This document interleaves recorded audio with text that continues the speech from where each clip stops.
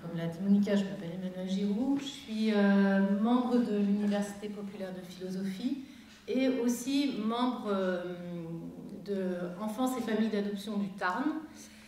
Et donc ce soir, je vais vous présenter une conférence sur les questions de lien du cœur et lien du sang.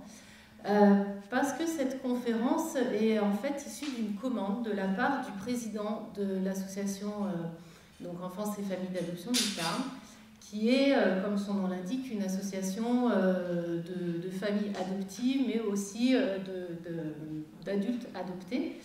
Et en fait, cette association fait partie de l'Union départementale des associations familiales, notamment dans le Tarn. Et dans ce cadre-là, les présidents des différentes associations qui font partie de cette union départementale se réunissent de temps en temps en réunion. Et lors de ces réunions, le président de FA81 avait eu régulièrement des remarques qui remettaient en cause la légitimité de sa famille, parce que donc il a adopté son fils. Et donc, il avait des remarques du genre « de toute façon, tu peux pas comprendre ce que moi je vis avec mon fils parce que le tien, c'est pas vraiment le tien. » Ou des remarques voilà, sur le fait que son fils n'était pas vraiment son fils. Donc, derrière ces remarques-là, il y avait les notions de lien du sang. Et donc, vexé et surtout atteint par le fait qu'on osait remettre en cause la légitimité de sa famille, il a souhaité que soient explorées ces questions de lien du cœur et lien du sang d'un point de vue philosophique, et c'est l'enquête que je me propose de vous présenter ce soir. Ce que je vous propose tout d'abord, c'est qu'on partage la définition de lien du cœur et lien du sang pour qu'on soit tous sur le même niveau de compréhension et qu'on parle tous de la même chose. Donc, que ça soit le lien du cœur ou le lien du sang, c'est donc une expression courante qu'on utilise dans le langage quotidien, mais aussi dans les romans, dans les magazines, sur Internet. Et la plupart du temps, ces deux expressions sont utilisées parfois en opposition. C'était le cas de tout à l'heure, hein, où les liens du cœur, finalement, si on veut le dire de façon positive, n'étaient là que comme palliatif à l'absence de lien du sang pour constituer cette famille. Hein. On faisait bien comprendre au président de FA81 que la relation avec son fils était amputée et incomplète parce qu'il lui manquait les fameux liens du sang. Parfois, ces deux expressions, lien du cœur et lien du sang, sont utilisées en comparaison. On entend parfois des gens dire les liens du sang les liens du cœur ont bien plus d'importance que les liens du sang parce que les liens du cœur, au moins, ils sont choisis. Ou parfois, ils sont utilisés en complémentarité. Je donnerai l'exemple des frères chefs qui étaient, donc deux frères qui étaient chefs du restaurant Al-Bouli.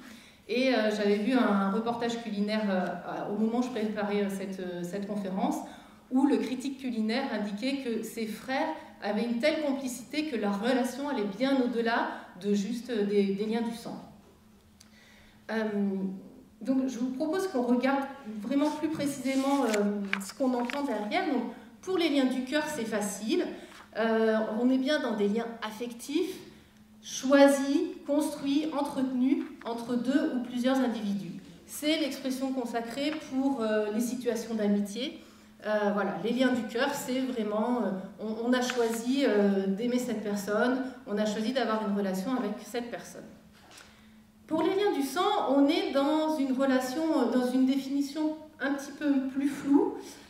C'est un lien qui relie deux personnes consanguines. Alors, deux personnes consanguines, c'est deux personnes qui ont un ou plusieurs ancêtres en commun. Ça relie toute personne donc d'une même famille, et comme on fait la référence au sang, on considère que ces liens sont d'origine biologique, d'origine naturelle, donc sont obligatoires. Qui dit obligatoire dit on est obligé d'être lié. À titre d'illustration, je vous donnerai celui du film Les liens du sang, où Guillaume Canet et François Cluzet sont deux frères. L'un étant malfrat et l'autre étant flic. Et en fait, quand le malfrat sort de prison, son frère flic l'aide à rentrer dans le droit chemin. Sauf que voilà, les vieux démons ressortent et du coup, le frère qui est policier, petit à petit, tombe aussi du côté de la criminalité parce qu'il accompagne son frère, parce qu'il se sent obligé d'accompagner son frère, parce que c'est son frère, ils sont liés par le sang. Donc quelque part, il y a une forme d'injonction à être lié, quels que soient les choix individuels. Quand on parle de lien du sang dans l'expression courante, c'est un lien un peu intuitif.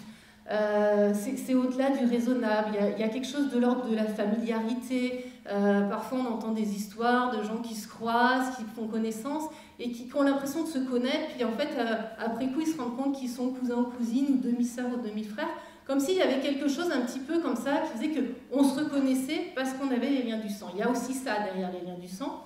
Et tout ça parce que quand on parle de liens du sang, on fait référence à la nature et à l'origine naturelle des liens. Donc ça ne date pas d'aujourd'hui. Je vous ai mis là un petit extrait de ce qu'a indiqué un certain monsieur Girard en 1797, donc après la Révolution. Alors pourquoi est-ce qu'il a dit ça? Parce que la Révolution a autorisé le divorce par consentement mutuel. Et donc il indique que deux époux pourraient se séparer, que des pères ne pourraient pas se séparer de leurs enfants. Ainsi l'a prescrit la nature. Et le législateur, moins puissant qu'elle, ne peut pas se permettre ce qu'elle a défendu.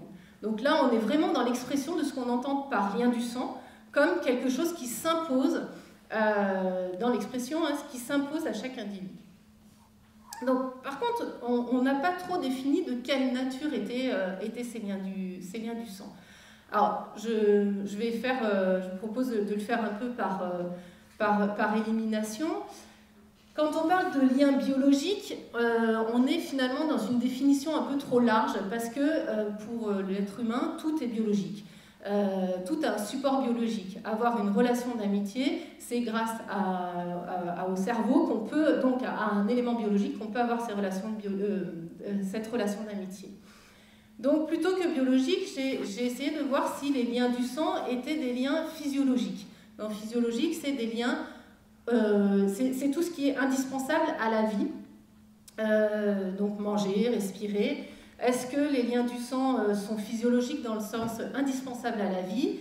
On a tous des exemples d'enfants qui, par exemple, ne sont pas élevés par leurs parents biologiques et qui survivent.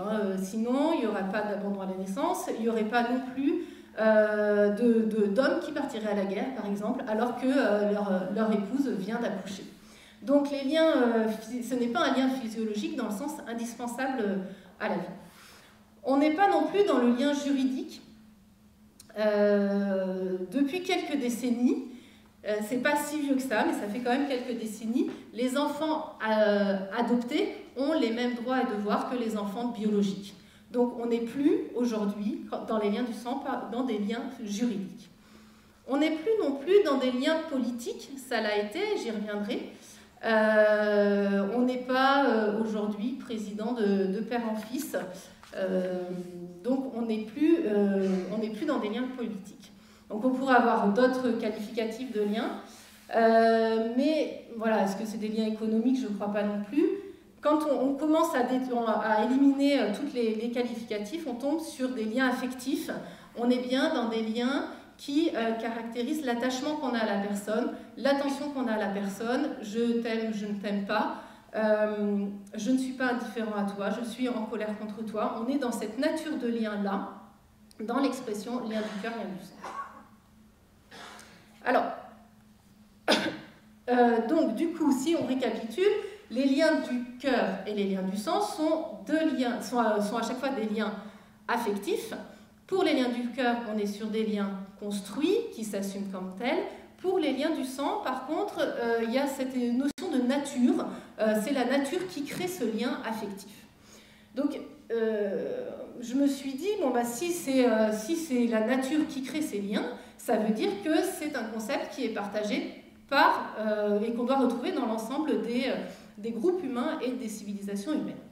Donc je suis allée voir un peu du côté des anthropologues pour voir si effectivement on avait des exemples ou des contre-exemples de groupes humains ou de sociétés qui avaient un autre concept que ce que je vous expliquais là, une autre vision du concept de lien du sang. Ce concept-là est fortement lié à la façon dont on imagine que les enfants sont conçus et aussi à la façon dont on pense la place de la famille dans la société. Donc c'est pour ça que je vais vous parler de ces deux aspects-là. Et avant de vous détailler un peu plus précisément les 5 exemples que j'ai, je voulais juste vous alerter sur le fait que pour 3 d'entre elles, je vais vous parler de groupes humains qui ne sont pas du tout sous nos latitudes, dont on a pu dire que c'était des civilisations primitives, avec une notion un peu péjorative par rapport aux individus qui constituaient ces sociétés. Je voulais juste vous alerter sur le fait que vous risquez d'être surpris par ce que je vais vous expliquer, mais les individus qui constituent ces sociétés sont les mêmes que nous, c'est-à-dire qu'ils ont les mêmes préoccupations et notamment la même recherche de sens du monde qui les entoure. Et pour la question qui nous préoccupe, de la façon dont on fait les enfants. Donc, le premier exemple, c'est les trop-briandais. Donc, les trop-briandais, ils sont dans l'atoll corallien, à proximité au large de la Nouvelle-Guinée.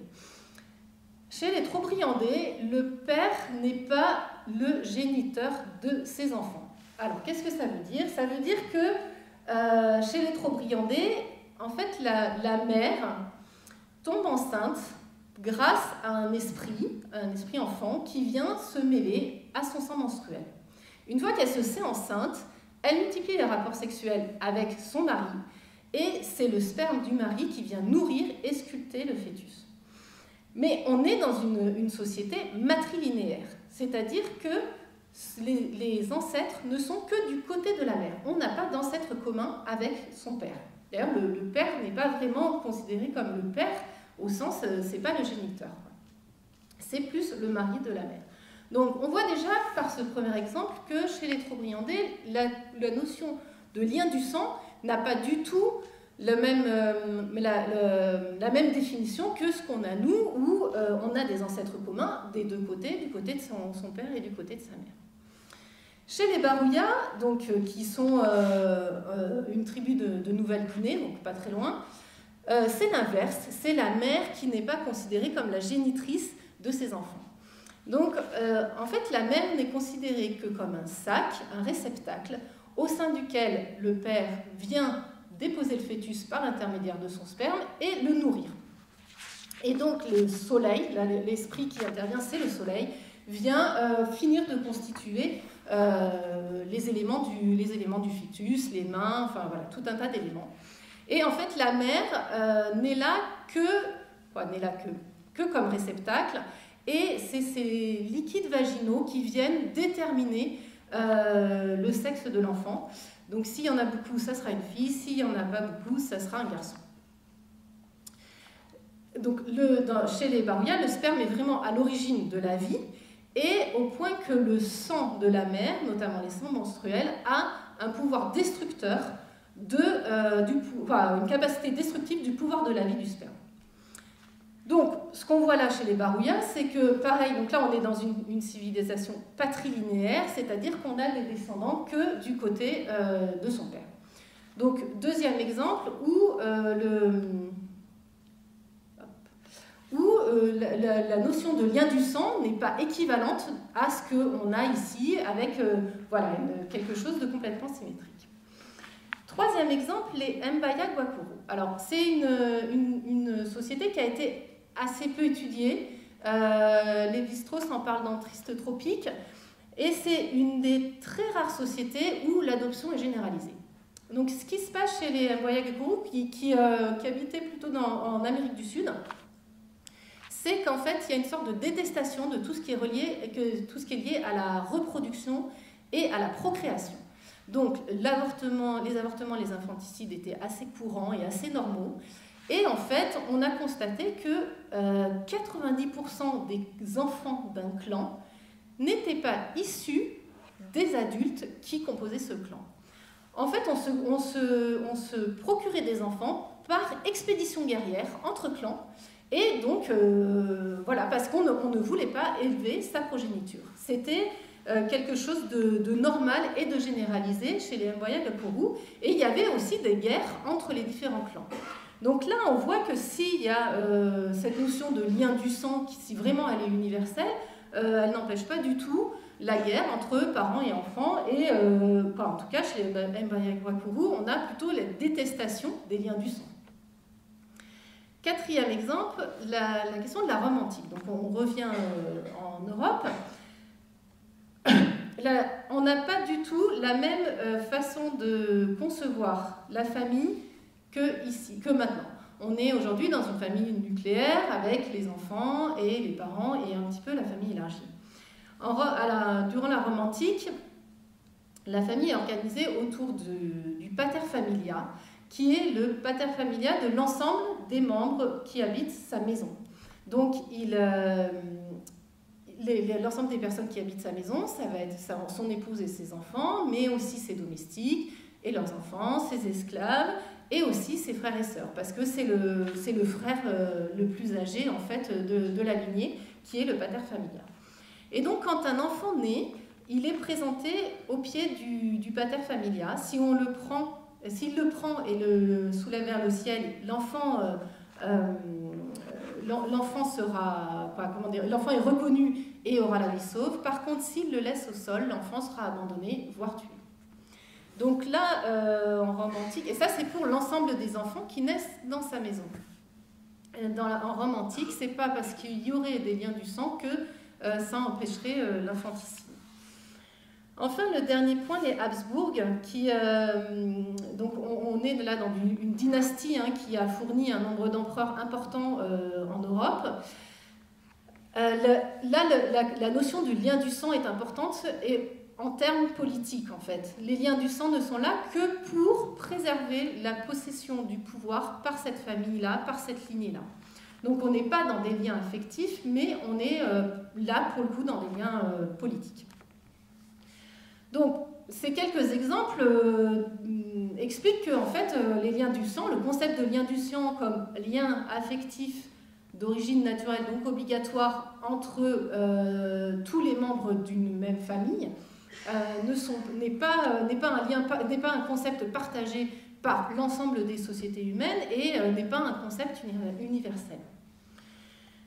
Donc, après avoir fait ces premières découvertes-là, j'ai essayé de regarder quels étaient les principaux arguments qui formaient la fondation de l'existence de liens du sang.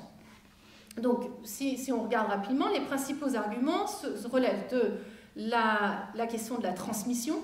Bon, on transmet le sang, aujourd'hui on sait que c'est plus le sang qui est transmis, mais on transmet quand même des cellules, on transmet des gènes. Donc cette question de la transmission d'avoir des cellules et des gènes en commun est importante en termes d'arguments sur la véracité des liens du sang. La deuxième question, c'est la question de la génération par le corps. C'est moi qui l'ai fait, c'est la chair de ma chair, donc j'y suis attachée parce que c'est moi qui l'ai fait. Et quelque part, quand le président de FA81 avait ces remarques-là du fait qu'il manquait quelque chose dans sa relation, ça relève aussi de cette question de génération par le corps, c'est pas vraiment toi qui l'as fait. Donc on verra que cette question de la génération par le corps est un peu plus complexe que juste le fait de l'avoir fait. Enfin, la question de la ressemblance, si ces deux femmes se ressemblent, c'est que forcément elles ont un lien de parenté. Cette question de la ressemblance est très importante parce que, en fait, c'est Martine Gross, donc une ingénieure en recherche de sciences sociales qui l'a beaucoup travaillé. Et elle indique que la ressemblance est la première chose qu'on appréhende quand on voit arriver un groupe.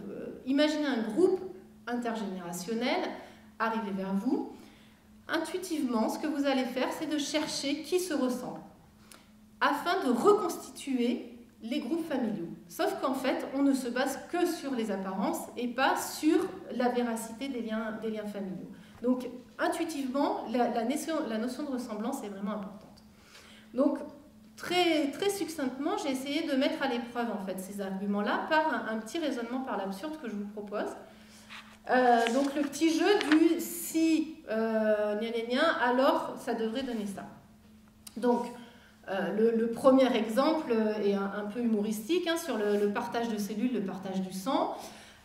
Si le fait de partager son sang devait créer un lien affectif et obligatoire entre tous les gens qui partagent le même sang, quelque part on pourrait dire alors tous les bénéficiaires de don du sang devraient se sentir liés à leur donateur.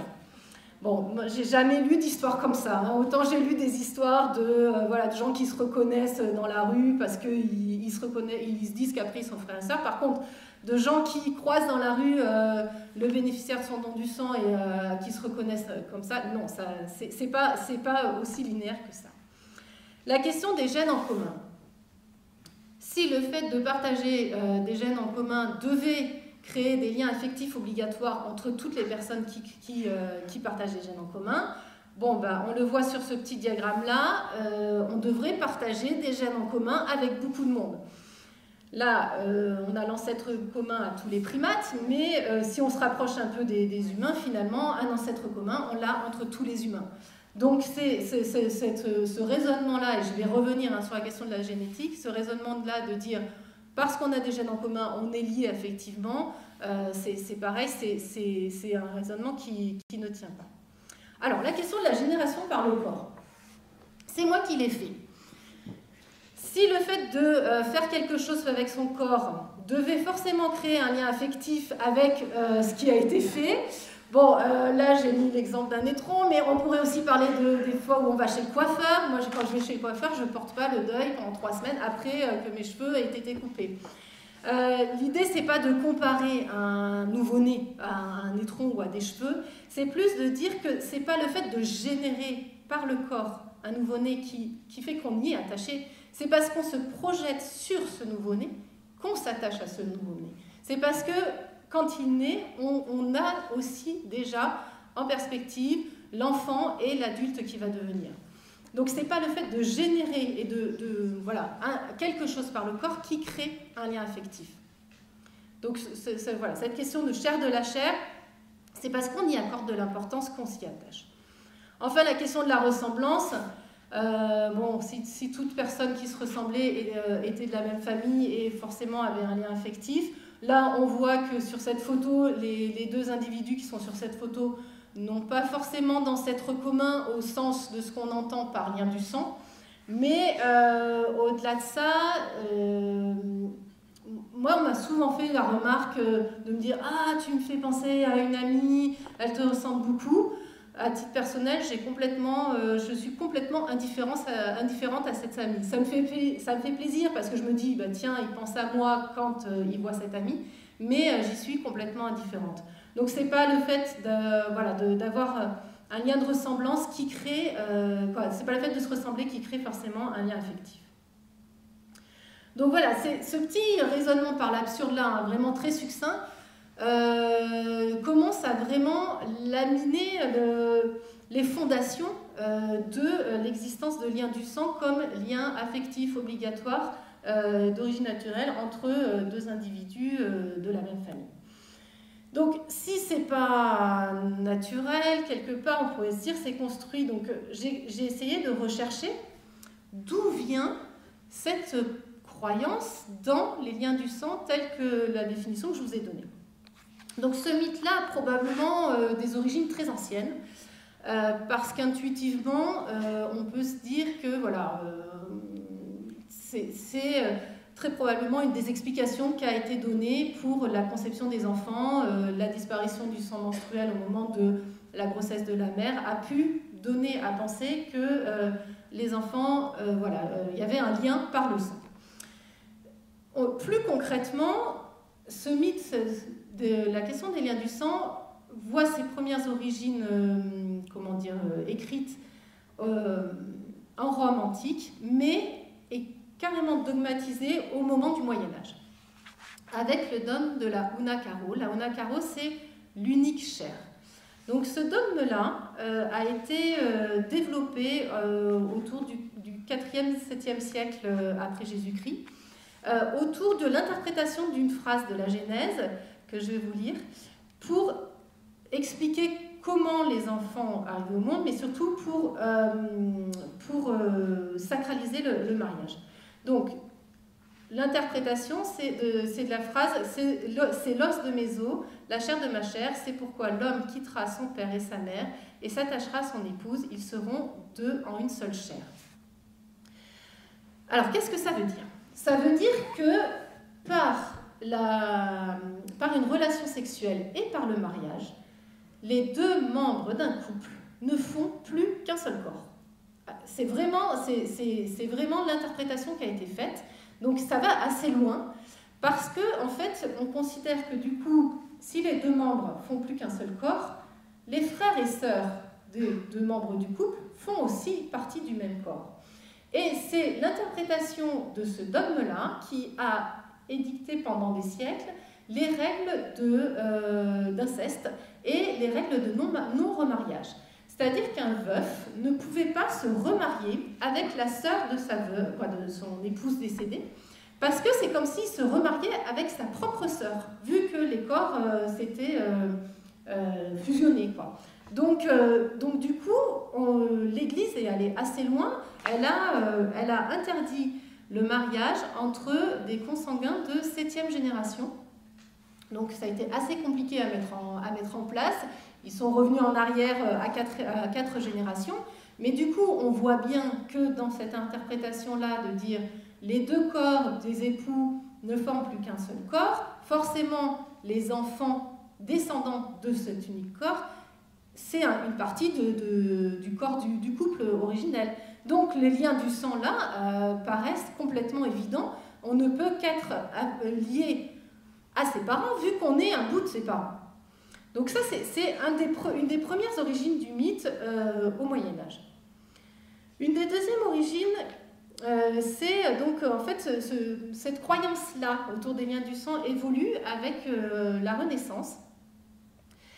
C'est une historienne, Arlette Johanna, qui nous explique qu'elle a étudié les registres historiques régionaux, elle a étudié les registres régionaux d'accession à la noblesse et d'accession à d'autres charges, comme par exemple la magistrature, et qu'entre 1520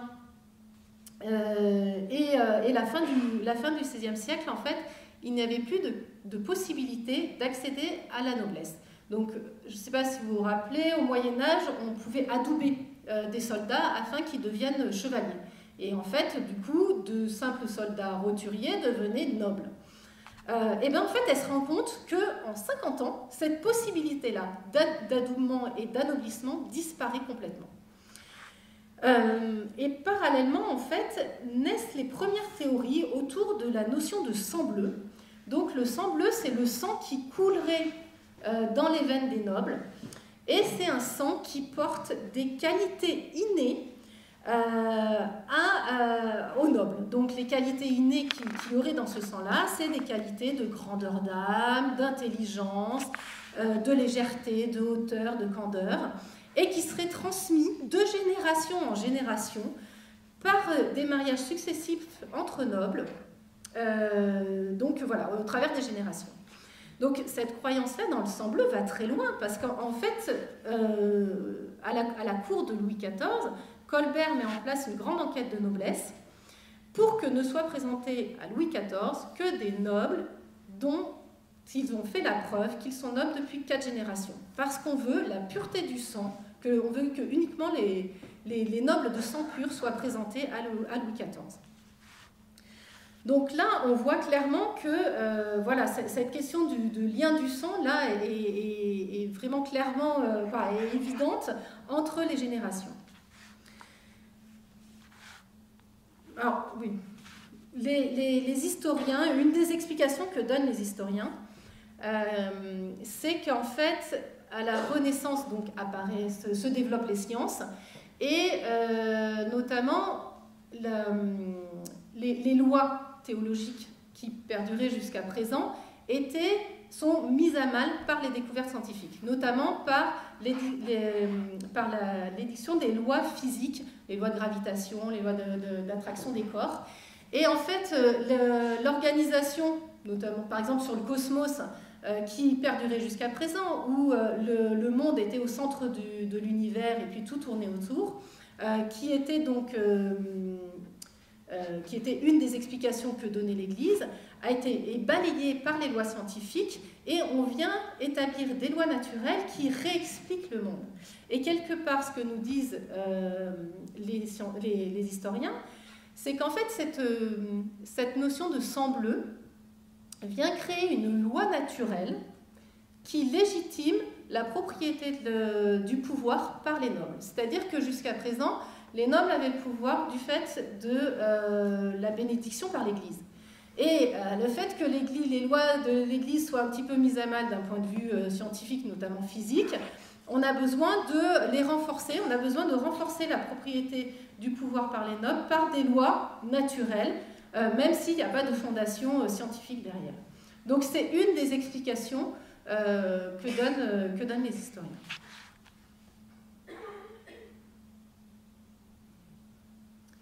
Alors, là, on s'éloigne un petit peu du sujet, mais donc continuent les recherches scientifiques et les découvertes scientifiques. On découvre et on crée les microscopes qui deviennent de plus en plus précis, et les recherches sur la reproduction continuent.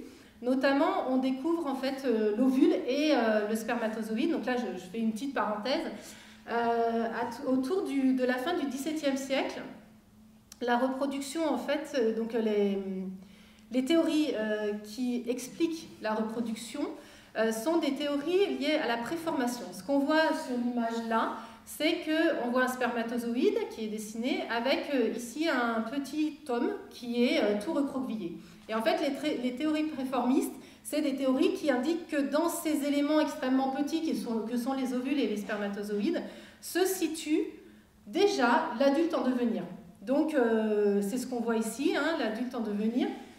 Et donc, ce qui veut dire qu'à l'intérieur de cet adulte en devenir, il y a aussi l'ensemble des spermatozoïdes du futur adulte, et ainsi de suite, avec l'ensemble des humains en devenir.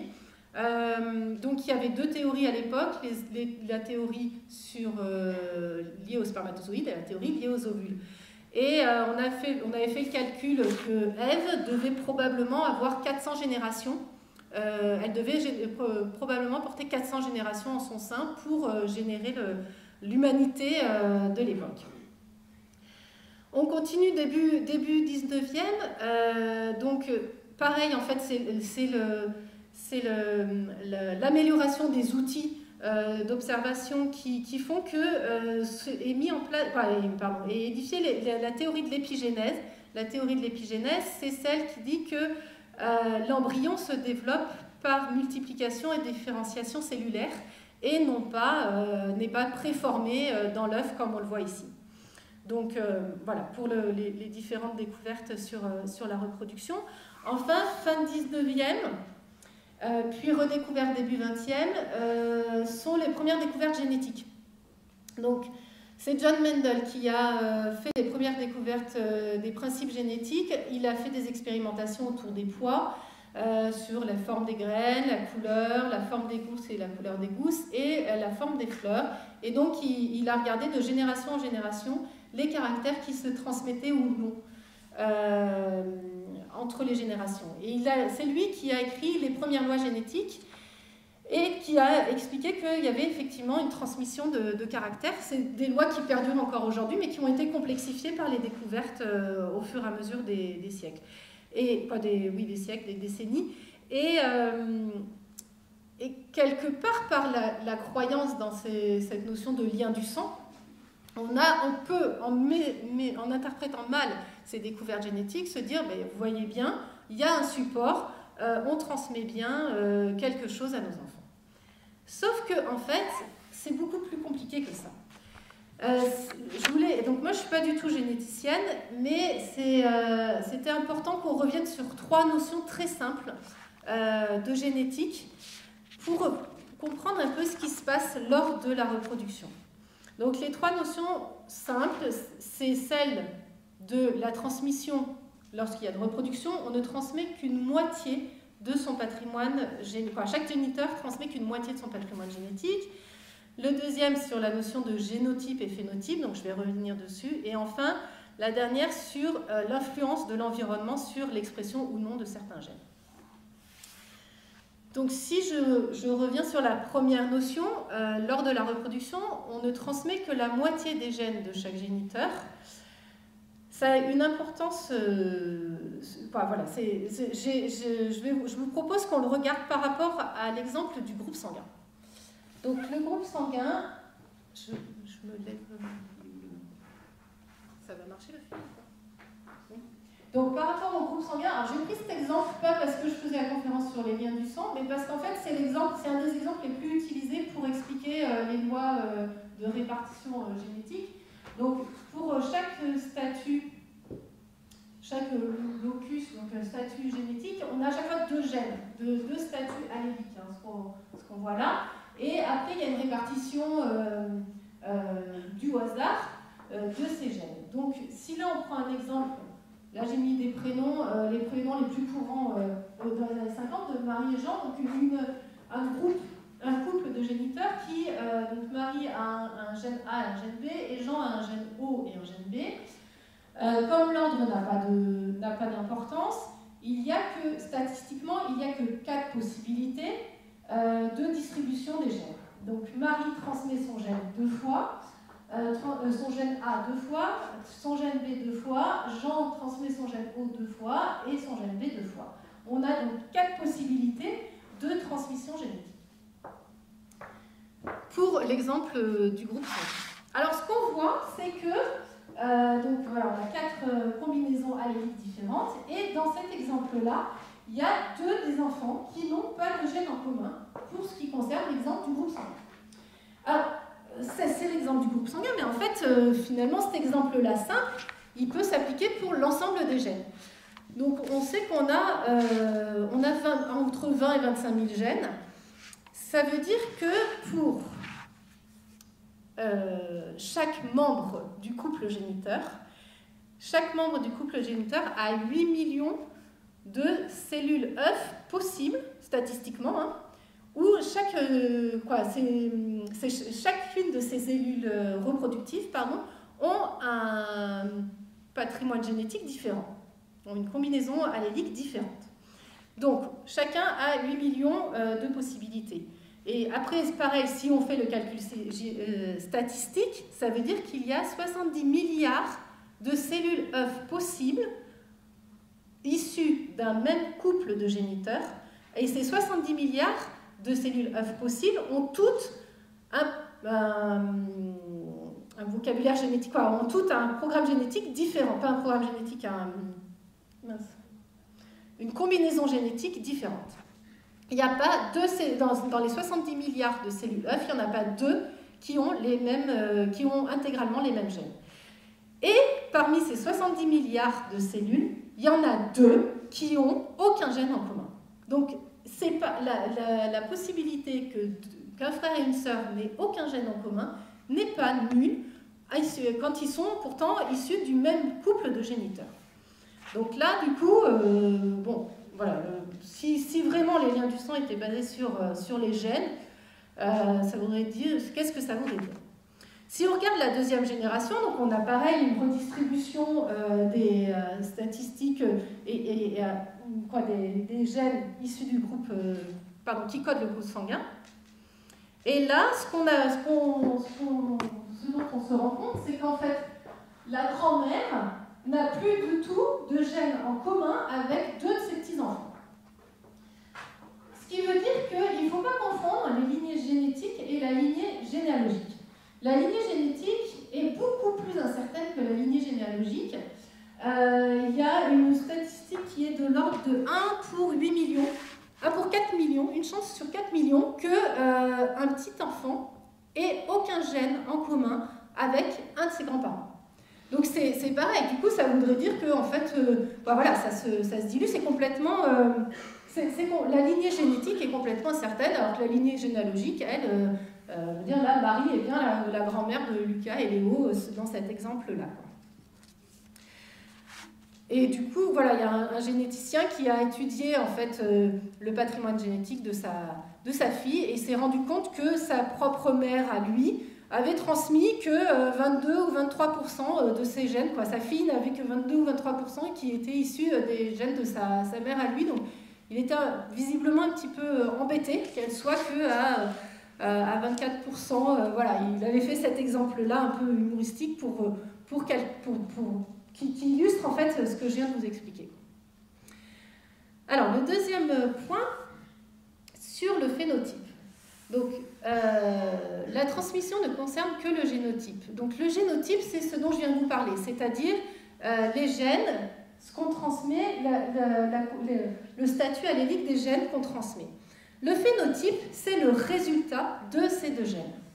Et en fait, c'est les caractères observables du résultat de ces deux gènes.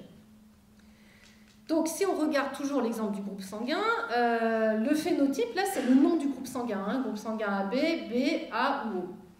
Donc, ce qu'on voit là, c'est que sur cet exemple-là, en fait, il y a une apparition du groupe sanguin, d'un nouveau groupe sanguin, c'est le groupe sanguin A, mais qui, en fait, n'est que dû à l'expression du gène A et du gène O. Donc, ce qui est important, c'est bien d'avoir en tête que ce qui est transmis, ce n'est pas les caractères. Ce qui est transmis, c'est uniquement une moitié des matériaux qui a permis l'expression de ces caractères-là. Donc, on voit bien que cette histoire de transmission est beaucoup plus complexe que ce n'est pas du tout linéaire, c'est bien plus complexe que juste je transmets des gènes.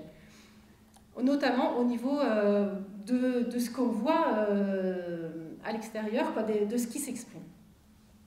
Donc voilà, si on regarde un peu plus sur la deuxième génération, on voit là qu'il y a, là c'est pareil, ce groupe sanguin-là, les quatre petits-enfants n'ont plus du tout les mêmes groupes sanguins que leurs grands-parents maternels. Enfin, la dernière notion dont je voulais vous parler, c'est la question de l'épigénétique. Parce qu'en fait, ce qui se passe, c'est que finalement, les gènes sont qu'un des éléments.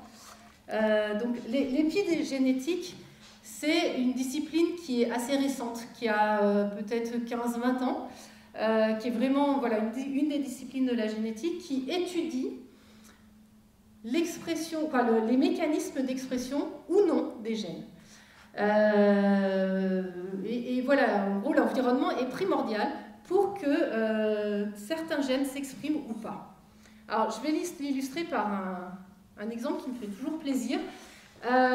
Donc c'est Matthew McConaughey, qui est donc un acteur que moi j'ai découvert par ce film-là. Donc c'est le film Dallas Buyers Club. Et dans ce film-là, cet acteur, donc ça se passe dans les années 80, est victime du sida, donc a attrapé le sida. Et à cette époque, la trithérapie n'existe pas, donc il développe la maladie. Et du coup, on le voit qui devient de plus en plus faible, qui maigrit. Et donc, voilà, il est très pâle, il est plutôt maigre, comme on le voit sur la photo. J'ai appris après coup que en fait, ce Matthew McConaughey avait commencé sa carrière en faisant des comédies romantiques. Donc là, c'est une photo qui est issue d'une des comédies romantiques. Et sur cette photo-là, on voit qu'il a tous les atouts, les attraits d'un acteur qui fait ce genre de film. C'est-à-dire qu'il est musclé, il est bronzé, il est en forme. Et donc, c'est le même acteur, hein, c'est la même personne. Donc, il a le même patrimoine génétique, par définition, parce que c'est la même personne. L'épigénétique, c'est de dire que les gènes qui codent la production de mélanine dans la peau, par exemple, en gros, ici, ont été plus stimulés parce qu'il s'est plus mis au soleil, et donc la peau est beaucoup plus bronzée ici que ici. C'est ça l'épigénétique, c'est d'expliquer les mécanismes d'expression des gènes. Donc voilà, là on le voit pour le bronzage, mais il y a aussi pour la musculature et pour tout un tas de choses. Et en fait, ce que nous disent les généticiens, c'est que tous les êtres humains naissent avec des potentialités qui s'expriment ou pas. Et pour notre question des liens du cœur et des liens du sang, la potentialité qui s'exprime ou pas, qui s'exprime d'ailleurs obligatoirement, mais parfois s'exprime mal, c'est les potentialités d'attachement. Donc, c'est pas les gènes ne sont pas là pour coder avec qui on va s'attacher, mais par contre, ils sont un support pour savoir comment on s'attache. Donc, c'est ce que je vais vous proposer, enfin, ce que je vais vous expliquer rapidement, parce que je vois que l'heure avance, c'est comment est-ce que les humains s'attachent. C'est John Bowlby qui a écrit les premiers articles sur la théorie de l'attachement dans les années 1950-1960. Donc, il s'est inspiré de travaux d'éthologues dont je vais parler tout à l'heure, qui ont travaillé sur les singes et sur les oiseaux. Et il s'est dit que sûrement, pour les humains, c'était un peu pareil. Donc, comment s'attachent les humains? Donc, le bébé humain naît avec ce potentiel d'attachement et avec des capacités innées à s'attacher, mais surtout à faire en sorte qu'on prenne soin de lui. Donc, quand il est dans une situation de détresse, il pleure, il exprime sa détresse, et jusqu'à ce qu'un adulte prenne soin de lui. L'adulte prend soin de lui, il va mieux, il le récompense entre guillemets par des babillements, par des sourires, il se rendort, et il passe à autre chose, et il repleure. Et en fait, ce cycle-là de détresse, expression de détresse,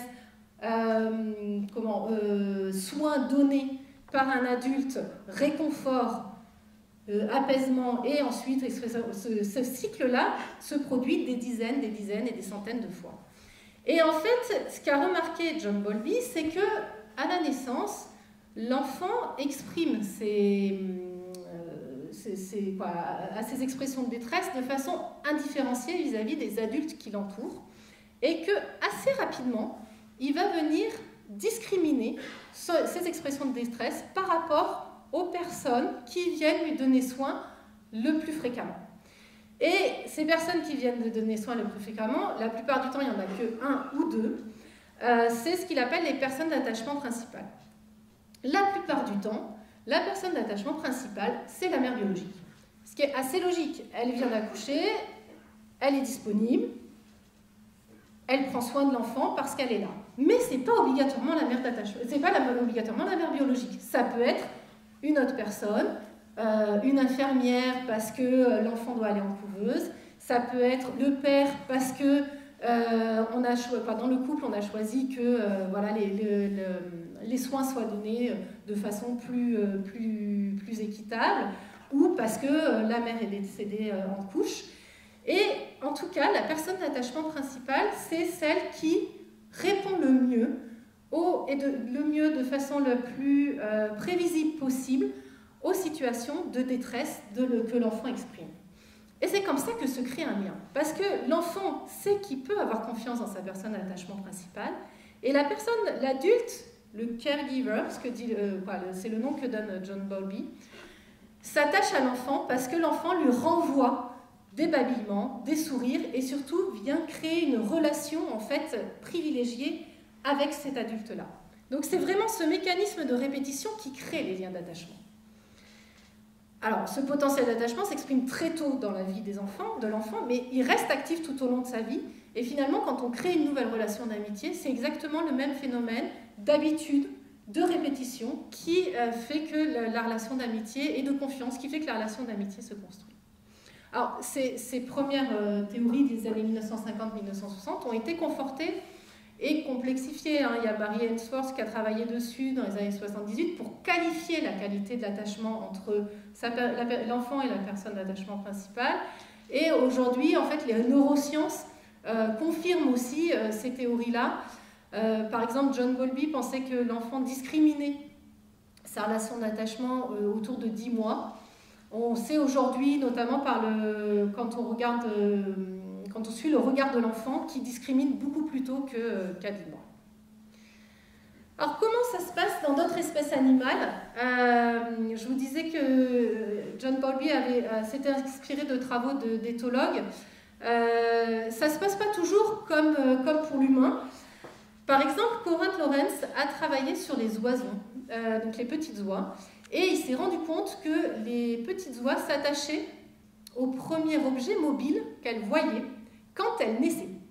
Donc ce premier objet mobile, ça peut être Corinth Lawrence, comme on le voit là, hein, vous voyez, il est vraiment suivi par les petites oies qui le suivent comme si c'était une oie. On a d'autres photos sur Internet où on le voit se baigner et pareil, les oiseaux le suivent. Mais ça peut être aussi un feu clignotant. Il a fait l'expérience avec un feu clignotant. Donc c'est comme ça que s'attachent les oies. Voilà. Il a appelé ça la notion d'empreinte. Donc comme s'il y avait quelque chose qui faisait une empreinte sur le cerveau des oies à la naissance et qui faisait qu'elles s'attachaient, enfin elles reconnaissaient cet objet mobile comme un référent. Alors, John Bowlby s'est inspiré des travaux de Harlow et Zimmerman, qu'il a fait dans les années 1959. Donc, en fait, ils ont fait des travaux sur les macaques rhésus pour essayer de comprendre quel était le rôle de la mère. Est-ce que la mère était une mère nourricière ou est-ce qu'elle avait un autre intérêt pour le développement des macaques? Alors, pour ça, ils ont séparé la mère des petits, les petits plutôt de leur mère biologique à la naissance. Et ensuite, ils les ont lâchés dans des cages où il y avait ces deux mères de substitution-là. Donc ça, c'est une mère de substitution, je ne sais pas si vous voyez trop, qui est recouverte de fourrure en fait, mais qui n'a pas de biberon. Et là, une mère de substitution métallique en grillage, mais on le voit ici, il y a un petit biberon. Parce qu'on voulait savoir si la mère n'était là que pour être une mère nourricière. Et en fait, les primates, et je crois que c'est un réflexe qu'on partage, qu'on a aussi, la plupart des primates, un des trucs innés qu'ils ont, c'est le réflexe d'accrochement. Ils ont besoin de s'accrocher pour se sentir sécurisés. Et en fait, ils se sont rendus compte que les macaques, quand ils arrivaient dans ces cages avec les mères de substitution, allaient d'abord sur les mères de substitution peluches, ils venaient s'agripper, et une fois qu'ils étaient à peu près rassurés, et surtout qu'ils étaient affamés, ils venaient, sans lâcher, hein, on voit sur cette photo là les pieds, sans lâcher, ils venaient se nourrir à la mère de substitution grillage parce qu'ils n'avaient pas le choix, leur mère de substitution peluche n'était pas nourricière, quoi. Donc ça a un peu remis en question en fait cette croyance qu'on avait dans la mère nourricière et c'est ça qui a donné l'idée à John Bowlby de l'attachement chez les humains. Ce qu'ils ont expérimenté aussi, c'est comment est-ce que comment est-ce que le bébé macaque, et John Bowlby s'en est inspiré après, c'est pour ça que j'ai parlé d'enfant, comment le bébé macaque allait découvrir le monde. C'est-à-dire qu'ils les ont lâchés dans des cages où il y avait des objets inconnus, sans mère de substitution. Et là, c'est pareil, les bébés macaques allaient dans des angles, se réfugier, ne bougeaient pas. Et dès qu'ils ont mis la mère de substitution peluche, le bébé macaque allait sur sa mère de substitution peluche, et une fois qu'il était à peu près rassuré que rien ne bougeait, il faisait des allers-retours entre sa mère de substitution et les différents objets.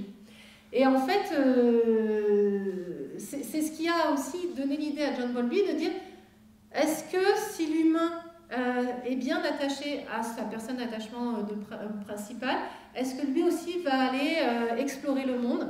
Donc après, voilà, il a développé aussi cette théorie-là entre l'attachement et l'exploration du monde. Il y a d'autres types d'attachement chez les mammifères, par exemple la période critique, on le retrouve chez la brebis, où il y a une période durant laquelle la brebis s'attache, donc qui est suite à la mise bas. Elle a que quelques jours durant laquelle elle arrive à s'attacher soit à ses propres petits ou à d'autres petits. Et par contre, au-delà de cette période-là, elle ne s'attache plus. Donc on n'est pas dans le même fonctionnement que les humains et les primates. C'est donc la période critique. Si on revient un peu sur la question de l'adoption, donc les cas d'adoption chez d'autres espèces animales, mais chez les humains aussi, sont rarissimes. Hein. L'adoption reste une exception chez les humains comme chez d'autres espèces animales. Alors on a quelques exemples étudiés d'adoption intra-espèces qui sont forcément dans la nature non domestiquée plus difficiles à repérer parce qu'il faut distinguer les individus. Là, c'est l'exemple des goélands cendrés qui auraient été étudiés. Donc, il y a peu de documentation, mais donc là, ça a été étudié au nord de l'Allemagne. Les couples de goélands cendrés ont ce que disent les ornithologues, ont trois petits à chaque fois. Dans une couvée, il y a toujours 3 petits, donc ils ont marqué l'ordre de naissance des petits avec des points de couleur. Donc là, on ne le voit pas, mais c'est jaune, rouge et bleu pour les benjamins. Les benjamins ont un point bleu sur la tête.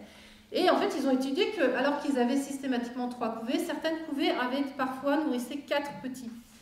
Et en fait, ils se sont rendus compte que certains benjamins, qui se sentaient mal nourris par leur couple de parentaux de naissance, en fait, allaient chercher des familles adoptives.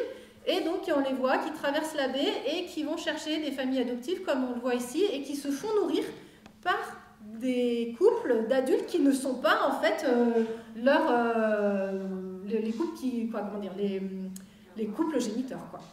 Donc voilà, un des exemples d'adoption chez les espèces animales. Il y a aussi des adoptions extra-espèces. On a des exemples nombreux dans les fermes, mais aussi des exemples, par exemple, d'adoption qui marchent bien. Entre les cétacés, là je sais qu'il y a un exemple qui a été étudié il y a très peu de temps en Polynésie. Donc c'était une femelle grand dauphin qui a élevé son propre petit pendant 3 ans et aussi un dauphin électre qui est donc un dauphin qui n'a pas le même bec, donc c'est pas la même espèce en fait. Et donc ils ont été très surpris parce que visiblement chez les dauphins il y a souvent des échanges d'enfants, voilà, on garde les petits entre femelles, mais là pendant 3 ans elle a élevé en fait 2 petits, dont un qui n'était pas de la même espèce qu'elle. On voit aussi d'autres exemples d'adoption extra-espèces qui malheureusement marchent moins bien, notamment des félins. Des félines, donc l'exemple de lionne qui a élevé une antilope ou de tigresse avec un petit singe, donc ça vous pouvez retrouver des documentaires animaliers. Ça marche moins bien parce qu'en fait la lionne ne sait pas répondre aux besoins de l'antilope. C'est pas qu'elle va la manger, hein, pas du tout, mais elle ne sait pas répondre aux besoins de l'antilope. Ou la tigresse, on la voit, ce que je vous disais tout à l'heure, le petit singe a besoin de s'accrocher et la tigresse en fait porte le petit singe par le dos la peau du cou. Donc il y a des besoins comme ça auxquels elles ne savent pas répondre. Mais c'est quand même des exemples d'adoption dans d'autres espèces animales.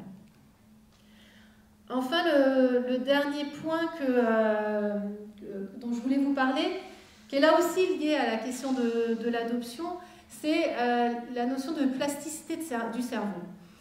Parce qu'en fait, forcément, l'enfant, quand il est adopté, quand il arrive dans sa famille, par adoption, il a déjà vécu des choses avant. Et notamment, faut qu'on puisse espérer qu'il s'est déjà attaché. En fait, le cerveau est plastique, ce qui fait qu'on peut recréer des nouvelles connexions neuronales. Là, l'exemple qui est donné, c'est si on explique à des étudiants comment jongler pendant 3 mois, on a des zones du cerveau qui sont renforcées. Par contre, si pendant X mois ils arrêtent de jongler, ces zones rétrécissent. En fait, c'est cette plasticité du cerveau qui donne la possibilité aux enfants qui ont été adoptés de recréer des liens d'attachement avec leurs parents, leurs nouveaux parents, leurs parents adoptifs, quoi. Donc voilà, c'est cette plasticité-là qu'on ne voit pas forcément quand l'enfant grandit toujours dans la même famille.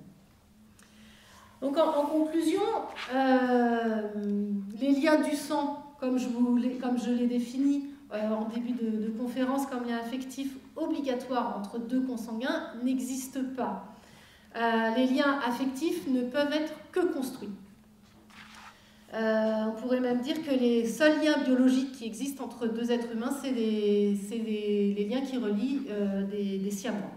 Il n'y a pas d'autres liens d'origine biologique entre 2 êtres humains, pas d'origine physiologique entre 2 êtres humains. En fait, les liens du sang n'existent que pour ceux qui y croient. Donc voilà, si on croit à ce que les liens du sang existent, effectivement, dans ces cas-là, ils existent. Mais ils n'ont pas de fondation biologique. Alors, pourquoi est-ce que ce mythe des liens du sang perdure encore aujourd'hui ? Quelque part, croire aux liens du sang, ça permet de combler un besoin d'appartenance. On appartient à une lignée et on a une descendance. Donc, par cette croyance dans les liens du sang, on est rassuré. on donne un sens, on sait où on va, on sait d'où l'on vient. Et voilà, cette croyance-là dans les liens du sang permet de rassurer par rapport à ça.